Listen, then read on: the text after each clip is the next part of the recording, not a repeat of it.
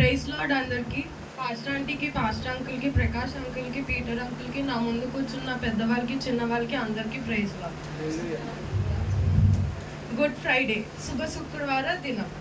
అసలు యేసుక్రీస్తు చనిపోయిన రోజు బ్యాడ్ ఫ్రైడే కదా అవ్వాలి, బట్ గుడ్ ఫ్రైడే అని ఎందుకు అంటారు? రోమన్ సైనికులు చాలా దారుణంగా యేసుక్రీస్తుని సిలువ వేశారు. ఎలా వేశారు అంటే కొట్టి, ముళ్ళ కిరీటం తల మీద పెట్టి 3 మేకులతో సిలువ వేశారు. లోకం దృష్టిలో అది బ్యాడ్ ఫ్రైడే, కానీ దేవుడి దృష్టిలో అది ఓటమి కాదు, మన కోసం చేసిన విజయం. ఇది బైబిల్లో కూడా రాసి ఉంది.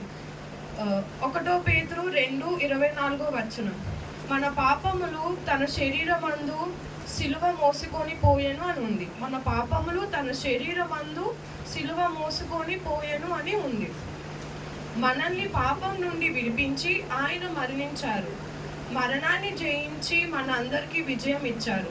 యేసుక్రీస్తు సిలువ మీద ఉన్నప్పుడు పలికిన 7 మాటల్లో 1వ మాట, యేసు, తండ్రి వీరేమి చేయుచున్నారో వీరు ఎరుగరు గనుక వీరిని క్షమించమని చెప్పెను. తండ్రి వీరు ఏమి చేయుచున్నారో వీరు ఎరుగరు గనుక వీరిని క్షమించమని చెప్పెను. లూకా సువార్త 23:34 father forgive them, they know not what they do. అసలు క్షమించే గుణం మనలో చాలా మందికి చాలా తక్కువగా ఉంటుంది. క్షమించే గుణం లేకపోతే మన క్రైస్తవులు అన్న మనకినా లోకంలో ఉన్న వారికి డిఫరెన్స్ ఏముంది? అసలు ఈ ఫస్ట్ మాట ప్రార్థనతో కూడిన మాట. ఈ మాటని 3 డిఫరెంట్గా డివైడ్ చేసుకోవచ్చు. తండ్రి వీరు ఏం చేయుచున్నారో వీరు ఎరుగరు, అది సెకండ్ది. వీరిని క్షమించమని. తండ్రి ఆయన ఉద్దేశం ఏంటి? అక్కడ అంత కష్టంలో అతను సిలువ మీద ఏలాడుతున్నప్పుడు కూడా తండ్రి అని ఎంతలాగా అతను అడుగుతున్నారంటే మనకు కూడా అర్థం అవ్వాలి. అంతగా కూడా అతను కొడదారితో కొడుతున్నా కూడా అతను మన కోసం ఆలోచించి మనల్ని క్షమించమంటున్నారంటే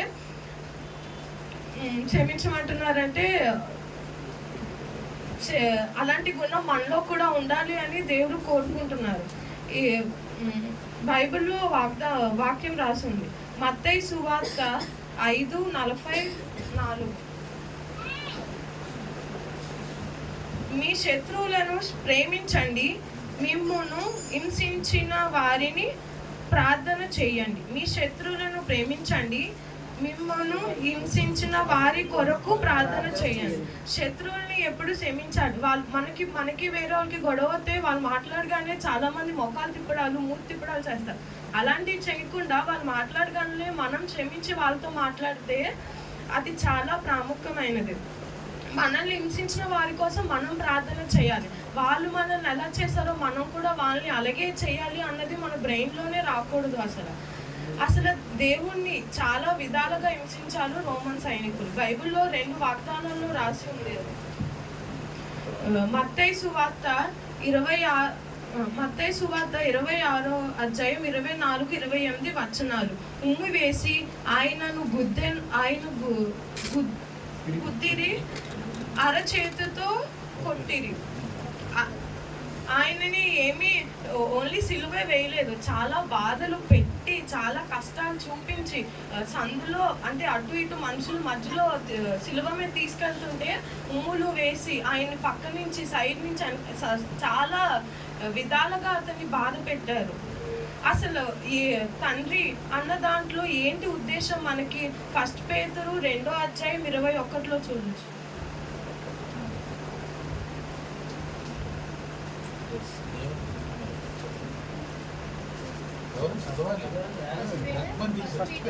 ఫస్ట్ పీటర్ 2:21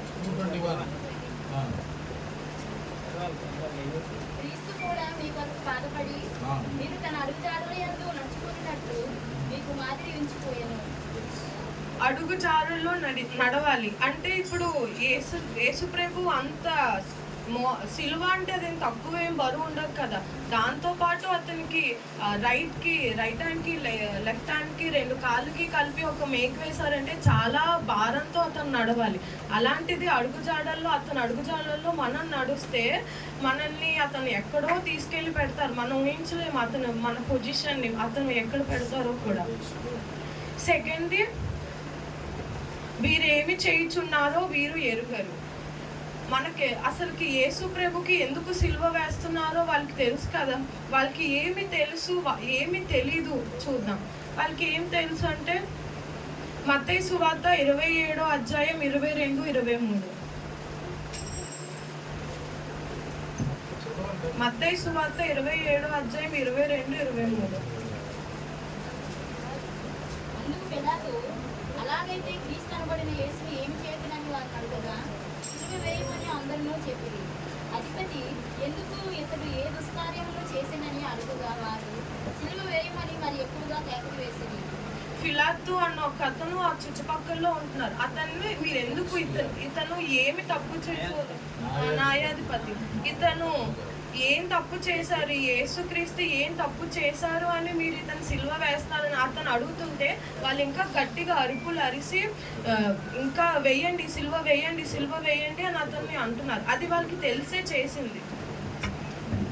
మత్తయి సువార్త 27, 24, 25లో యేసు నీతిమంతుడు అని వారికి తెలిసే సిలువ వేశారు. లూకా 23, 14, 15, 16 యేసు ఏ నేరము చేయలేదు అని తెలుసు. మత్తయి 26, 59, 60, 67, 68లో ఉంది. అబద్ధాలు సాక్ష్యం చెప్పించడం ఆయన ముఖం మీద ఉమ్ము వేశాను. అసలు ఇవన్నీ వాళ్ళకి తెలిసే చేసినవి కదా. యేసు ఏ నేరం చేయలేదు, అతను చేయలేని తప్పును కూడా మీరు చేశారు అని చెప్పి సిలువ వేశారు. అబద్ధ సాక్ష్యాలు చెప్పి ఇవన్నీ వాళ్ళకి తెలియలేని విషయాలు. ఇంకా వాళ్ళకి తెలిసిన విషయాలు అవన్నీ. తెలియని విషయాలు ఏంటంటే యోహాను 1:29 లోక పాపమును మోసుకొని పోయేను దేవుని గొర్రె పిల్ల అని తెలీదు. వాళ్ళకి తెలియని విషయం అదొకటి.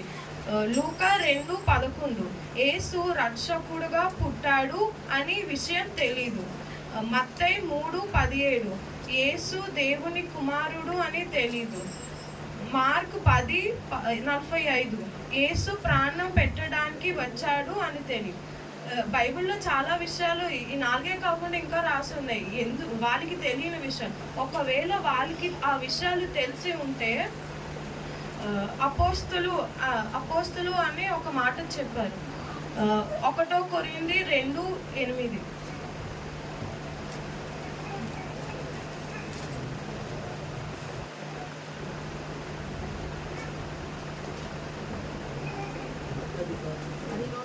లోకాధికారులలో ఎవరికీ తెలియదు, అది వారికి తెలిసి ఉండిన మహిమ స్వరూపుడు సిలువేగా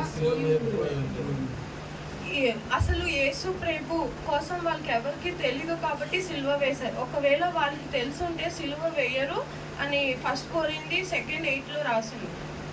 థర్డ్ పార్ట్ ఏంటంటే క్షమించే తత్వం.